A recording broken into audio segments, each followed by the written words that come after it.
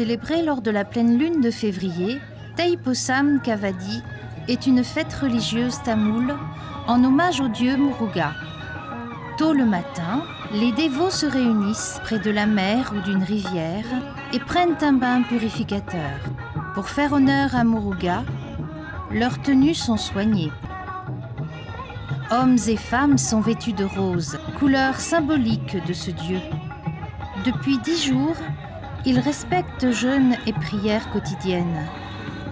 Chacun prépare ses offrandes et l'encens qui se consume les consacre. Fabriquées dans la nuit, ces arches de bois décorées de fleurs, plumes de paon, icônes ou statuettes seront portées sur leurs épaules jusqu'au temple. Ils portent un foulard où se percent la langue et le corps pour offrir à Muruga leur silence et leur douleur.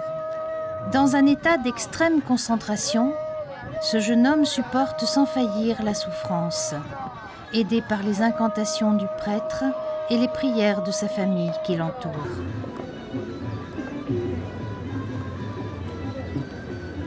Chacun d'eux, profondément recueilli, offre son sacrifice. Cette intense spiritualité, ajoutée aux jours de privation, les amène jusqu'à l'état de transe. Priant devant leur kavadi, ils attendent pour partir vers le temple. Après quelques danses rituelles, le cortège se met en route.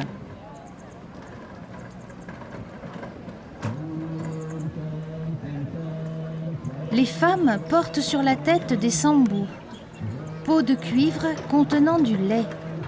Le tissu rose qui le couvre est une offrande.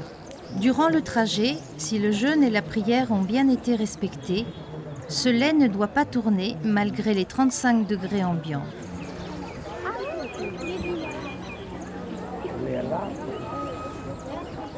Les hommes, enfants et adultes portent les kavadis dont le poids peut être conséquent.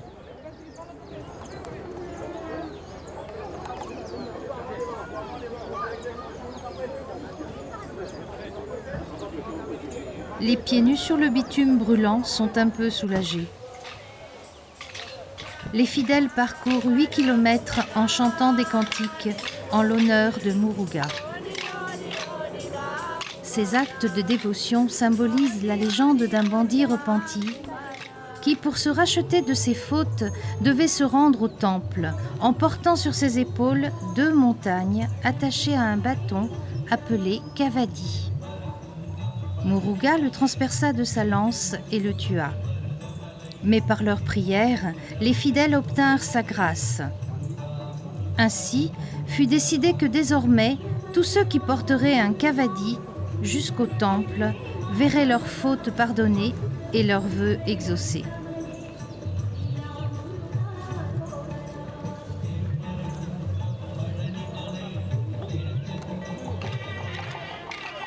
À l'arrivée au temple, la musique est exaltante.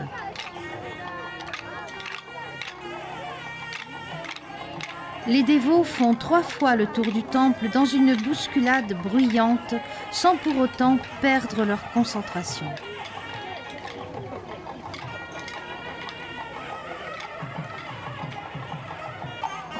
Les aiguilles d'argent sont enlevées et déposées en offrande, ainsi que les tissus roses et les kavadis.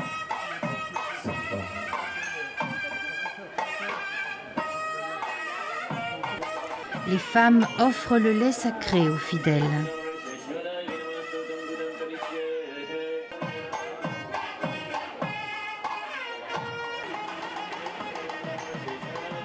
Dans un chapiteau surchauffé, la cérémonie finale se prépare.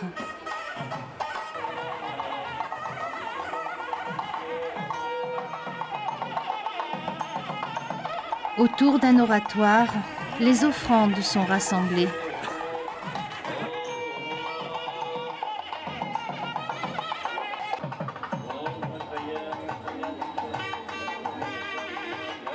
Au son d'une musique envoûtante, les rites du feu, de l'huile sacrée, de l'encens, les chants de psaumes se succèdent durant 2 heures.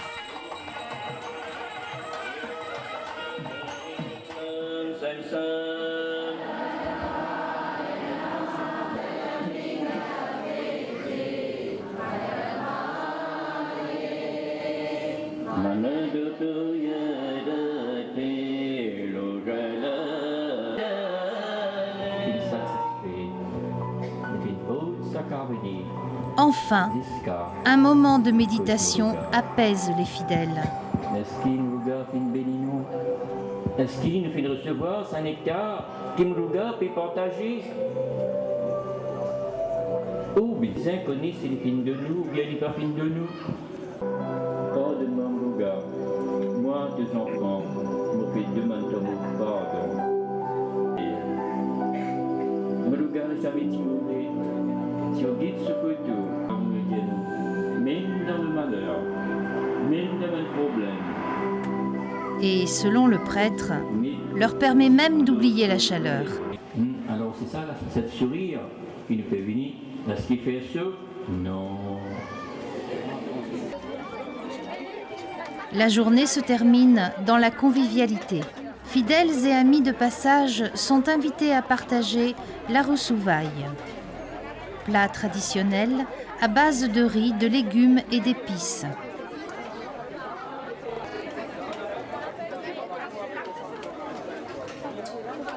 Ce délicieux mélange aux 7 saveurs est servi sur des feuilles de bananier et dégusté avec la main droite.